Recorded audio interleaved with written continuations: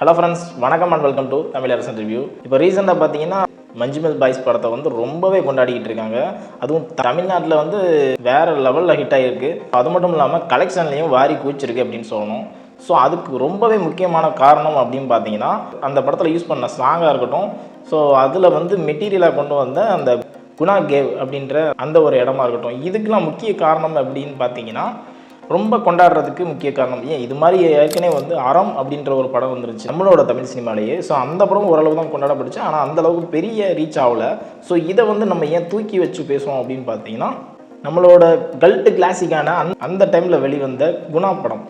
So அந்த ஒரு love பாட்டை இந்த ஃப்ரெண்ட்ஷிப்புக்கான பாட்டாக மாற்றி சூப்பராகவே கன்வே பண்ணியிருந்தாங்க இந்த படத்தில். ஸோ அதுவுமே ஒரு முக்கிய காரணமாக அமைஞ்சிருந்தது. அந்த பீரியடில் வந்து வரும்போது அது ஏன் கொண்டாடப்படலை அப்படிங்கிறது தான் இந்த வீடியோவில் பார்க்க போகிறோம்.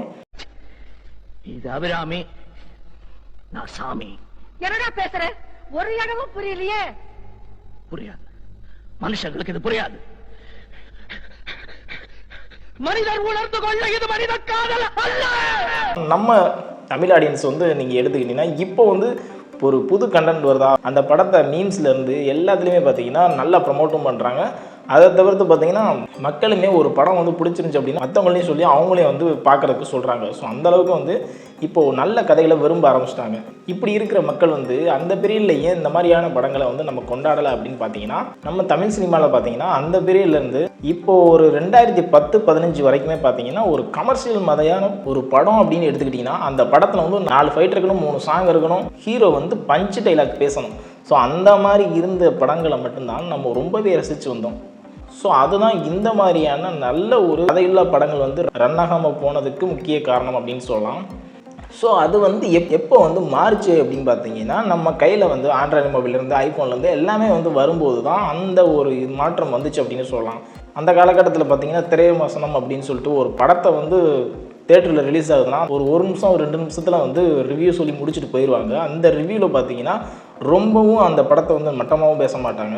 நார்மலான ஒரு இது சொல்லிவிட்டு சின்ன ஒரு கரெக்ஷன் மட்டும் சொல்லிட்டு போயிடுவாங்க. ஸோ அதனால் வந்து எந்த படம் வந்தாலும் நம்ம வந்து கமர்ஷியல் படங்களை வந்து நம்ம வந்து விரும்பிக்கிட்டு இருந்தோம். ஸோ அந்தளவுக்கு தான் அந்த டைமில் இருந்துச்சு. இப்போ வந்து நம்ம வந்து நிறைய கதைகளை நம்ம விரும்ப ஆரம்பிச்சது. கதைகள் வந்து இந்த மாதிரிலாம் நம்ம இருந்தால் நல்லாயிருக்கும், அந்த மாதிரிலாம் இருந்தால் கரெக்ஷன் பண்ணுற அளவுக்கு நம்ம வளர்ந்துருக்கோம் அப்படின்னா அதுக்கு முக்கிய காரணம் ரிவ்யூவர்ஸ் தான். ஒரு படத்தில் வந்து இது குறை அது குறை சொல்கிறது மட்டும் இல்லாமல் குறைகளை மட்டும் சுட்டி காட்டாமல் அந்த படத்தில் உள்ள நல்ல விஷயங்களையும் சொல்கிறாங்க. ஸோ இதுதான் அந்த மாற்றத்துக்கான காரணம் அப்படின்னு சொல்கிறேன். அந்த பீரியடில் பார்த்தீங்கன்னா இந்த யார் கையிலையும் ஃபோன் கிடையாது. ஒரு படம் வந்துச்சுன்னா அது நல்ல படமா, அந்த படம் வந்து நல்லா இருக்குமா நல்லா இருக்காதா அப்படின்றது கேட்குறதில்ல. நேராக போய் பார்க்குறது கமர்ஷியல் படமாக அடிச்சுன்னு இருக்க அந்த படத்தை போய் பாரு. இந்த பக்கம் அந்த மாதிரி போராக ஒரு சீரியல் மாதிரியான ஒரு படம் வந்து போய்கிட்டு இருக்கா, விட்டு அந்த படத்தை.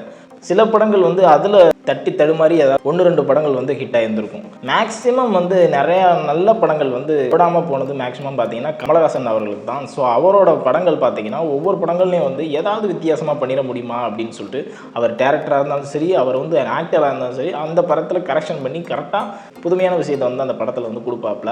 ஆழவந்தான் படத்தில் இப்போ வந்து நம்ம பார்த்தோம் அப்படின்னு பார்த்தீங்கன்னா அந்த படம் சூப்பராகவே இருக்கும். பட் அந்த காலகட்டத்தில் அந்த படம் ரன் ஆகலை. அதே மாதிரி பார்த்தீங்கன்னா அந்த குணா படமும் அதே மாதிரி தான். ஸோ இந்த மாதிரி நிறையா கமலஹாசன் அவர்களோட படங்கள் வந்து ரொம்பவே வந்து நல்ல படங்கள் இருந்தும் அந்த காலகட்டத்தில் கொண்டாடாமல் இப்போ வந்து கொண்டாடிக்கிட்டு இருக்கோம். ஸோ இந்த படமும் என்னோட கொண்டாட மறந்த படம் அப்படின்ற வரிசையில் இந்த குணா படத்தையும் நான் ஆட் பண்ணிக்கிறேன். ஸோ இந்த வீடியோ பற்றி நீங்கள் என்ன நினைக்கிறீங்க அப்படின்றத கமெண்ட் பாக்ஸில் சொல்லிட்டு போங்க.